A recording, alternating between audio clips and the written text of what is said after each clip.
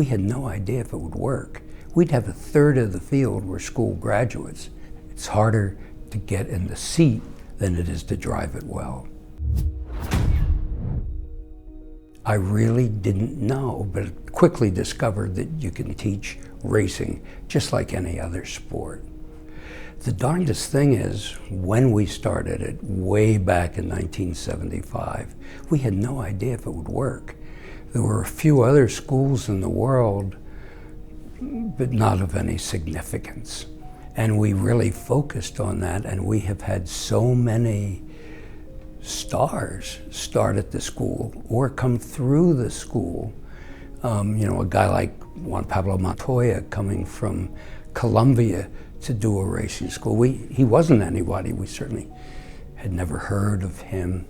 We ended up getting the sons of almost all the really established American racing drivers. So we had Mario Andretti's son, his grandson, Dan Gurney's sons, on and on and on.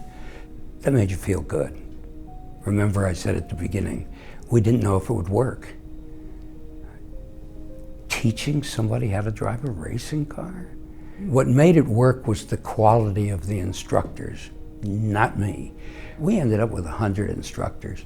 When I got up to the 5th or 6th guy and got a terrific guy, I really put him in charge of recruiting.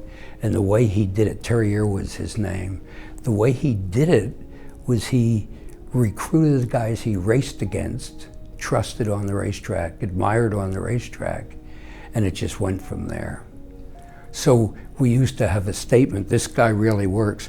That meant he picks up cones. He wasn't such a prima donna that if some student knocked over a cone, somebody else had to go get it. I remember when Danny Sullivan was an instructor. He was a great example of somebody then with a real reputation and a good life who picked up cones. I could name the guys that didn't. They're just as prominent.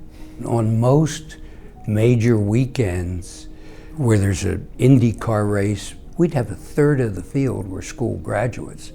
If you go to a NASCAR Cup race, probably 10 of the leading drivers went to the school. Often after they were successful as oval track racers, but not confident about being a road racer.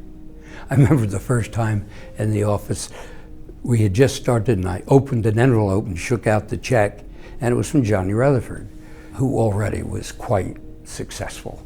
And that was pretty much a common thing. We really covered the field. It doesn't come easy for most people. The driving part's not so hard. It's managing to find a role in a race car, getting a ride, that's so darn hard, and not related necessarily to your skill. And it's painful to watch guys that come to the school and are good and never get anywhere. It's not easy. It's harder to get in the seat of somebody's race car than it is to drive it well.